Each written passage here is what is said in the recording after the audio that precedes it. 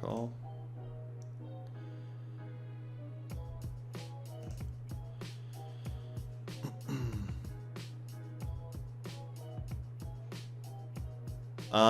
Kind of weird when people jam 30 bigs. Like, it's a lot of like 9s and 10s. It feels weird with 8s. Like, I don't know if this is like 6s or not. Like, I feel like this is the exact fucking hand that's annoying to have.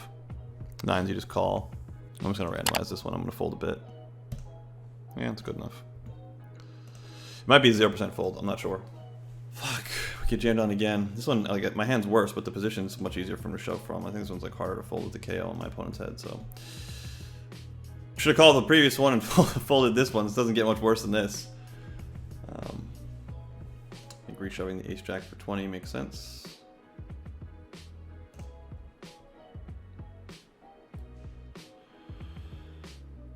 And against half pot, we can fold the 4s without a heart. Feel pretty good about it. Oh shit, we actually got called with the ace-jack. I thought that he'd folded. Occasionally I'll bet larger here. I think like how I bet larger is fairly often. I think you can, or fairly obvious. I also think you can bet smaller here. I think betting smaller works. Bad blockers, I think, for tripling off. If I had like queen jack of hearts, I'd just empty. But I think king queen of clubs specifically is like not the greatest. Basically, I want to make his clubs available. I hope that he like has king jack of clubs or king queen of clubs himself or queen jack of clubs himself and double floats the flop and turn. So when I have this exact hand, it's kind of shitty. And then I can just dump the river with, like I said, queen jack of hearts or something. Makes a little bit more sense.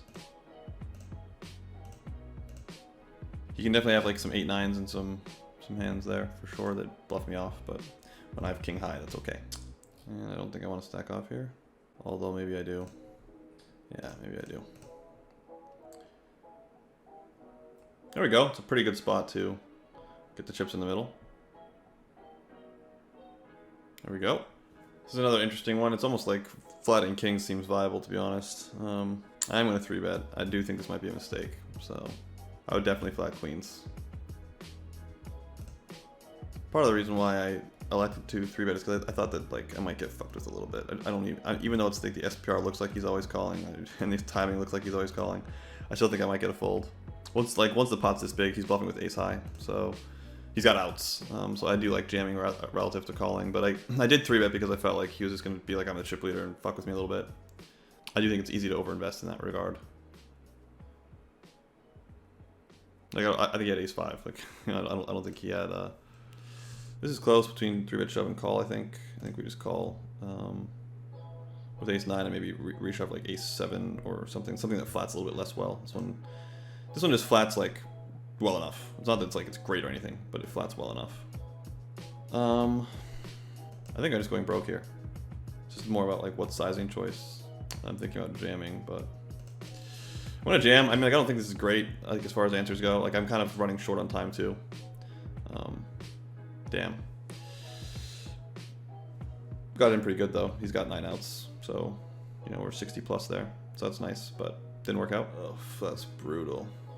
I mean, this player's range is because the ICM coffin that we're in is fucking insane, but I feel like this player's range is like 100.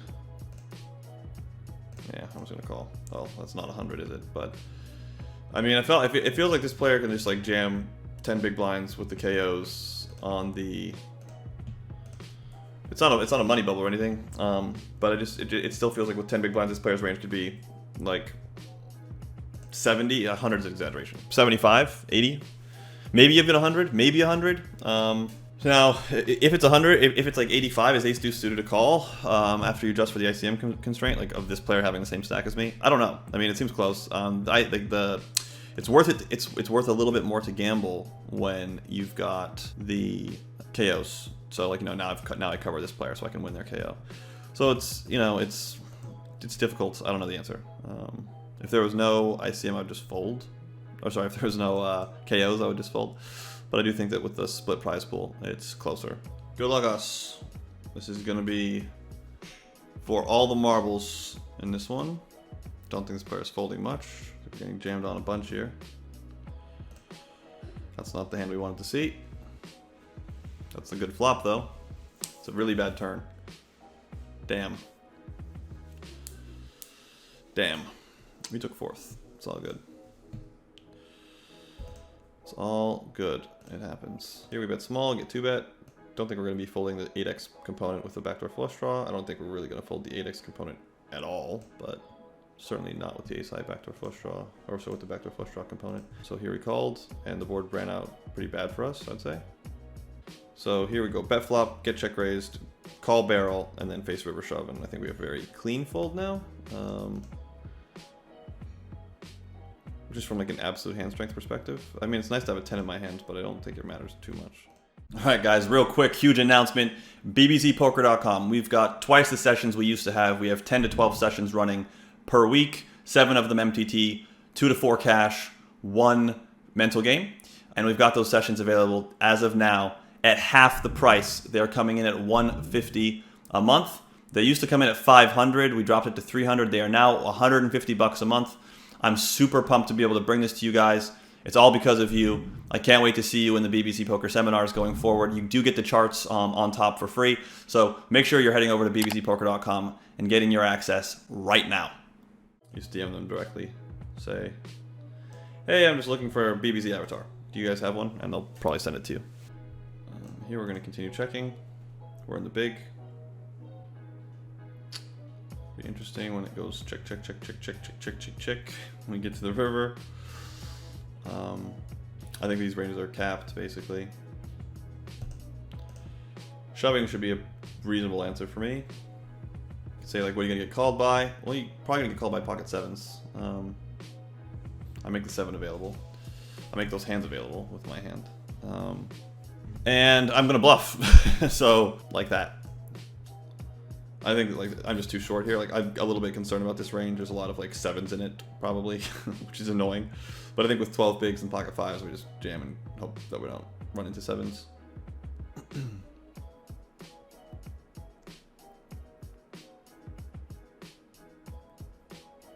That's fair. It's a shitty flop. Darn. All right. So let's see if we play this one again. I told you guys I would play it again as long as I was still in this one. And since I am still in this one, we'll give this one another shot. Here, I'm just gonna call. It's a really shitty turn. I flush, so I'm gonna call again. I'm not doing very well against this bet size though. In the way, like when it's value betting. When it's value betting, it's not gonna be thin value bets. So presumably he was bluffing the turn. Yes, he was bluffing. He had Jack 9 of hearts. I'm gonna check here. I'm gonna randomize actually, but 56. Yeah, I'll check. It's close. If I rolled high enough, I would have just bet, but I just think it's close. I'm gonna bet the turn if check 2. Robin Poker coming through with the raid. Thank you very much, brother. I appreciate it. Here we're gonna be betting with the Queen of Hearts. Without the Queen of Hearts, we would not be raiding. Fuck me. We would not be betting. So I think that the Queen of Hearts variation of this hand is going to be a high frequency bet on the turn. On the river, we're going to check, and the reason is that we have worse to bluff with. We just have like Jack 9s and Queen Jacks and Queen 9s and things that don't have a heart in them, and etc. So we're just gonna give up. Gonna min raise because the big blind's short. Do you think on average a 3 big blind win rate at 200 zoom would beat 500 zoom? Not necessarily, no. No, I don't. I think 500 zoom's a big step up. I think that people, and I really don't think people understand that either. Like I think a lot of people just don't get it. I mean like even pros, like what, like the difference is that 2.5 zoom is like a huge, it's not just like a stepping stone, okay? 2.5 zoom is the highest zoom game that runs. So you have a filter for like, if you like, let's say you're the best cash game player in the world. Let's just say you're the best one. And you want to play zoom because you can't get action right now. And you're just fucking sitting around waiting for action at higher stakes. What are you going to play? You're going to play 2.5 zoom because that's the only thing that runs. You're not going to play 5.10 zoom. And you could like, you know, if you're not getting action on regular tables, like that's where you go. You don't have a choice. Ace 8 suited. Pretty good hand. I've got a pretty good hand. Okay. Since pretty damn efficient to bet, but I do think that the in-position player does a lot of betting here. So that's why I checked. Didn't happen. If this player checks, we're going to be doing pure betting now. We're not going to be mixing this hand to check, in my opinion, at all. Really. Gonna fire. I do think there's a lot of like large betting here, but this hand's so efficient to a small size that I'm gonna just try to milk the shit out of it. This is a bit like, it's a bit non-standard. It's a bit non-standard. Hokey dokey. Well, maybe takes the opportunity to go broke here. This hand's not being folded, guys. We are not folding this hand. This might look a little fucking nuts. This player might have 8-5 or something. Like, that kind of sucks. This player could also have 5-6 or 5-4. This player could also be full shit. Like, we're going broke with the ace-8 suited here. I expect folds from this player still. Oh, 6-4. That's not good. 6-4 is not good, guys. 6-4 is not good. That's not what we wanted to see. We didn't want to see 6-4. For what it's worth, though, 6-4 wasn't going anywhere on the flop. 6-4 was an open-ender, so like betting the flop doesn't accomplish anything.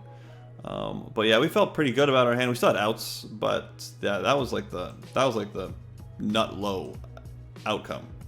Like if you said Jordan, pick a hand you don't want to see. Like if you're like pick a hand that you really don't want to see, I'd be like, probably don't want to see a straight with hearts. Like if because that's gonna take my outs away. I probably don't want to see a straight with hearts. But, I did think this player was full of shit. I did think this player was going to fold. That's interesting. I think we just checked twice with the 2-pair part of the range. Interesting against the check back. The check back plus probe. Like, I mean, this is kind of like the point. But I do think this range is just like so weak. He's going to fold a lot, yeah. But I do think that range there is just like very, very, very weak for checking back and stabbing. But I think that like the check back plus stab range doesn't check back plus stab plus barrel very, very aggressively. So I do think there's still room for check calling there with my hand, but I do very much like check raising. If you have a lot to learn from them, then you have to watch all of their shit. That's a really bad flop when I'm up against kings. So. Anyways, guys, thanks very much. I appreciate everybody who hung out today.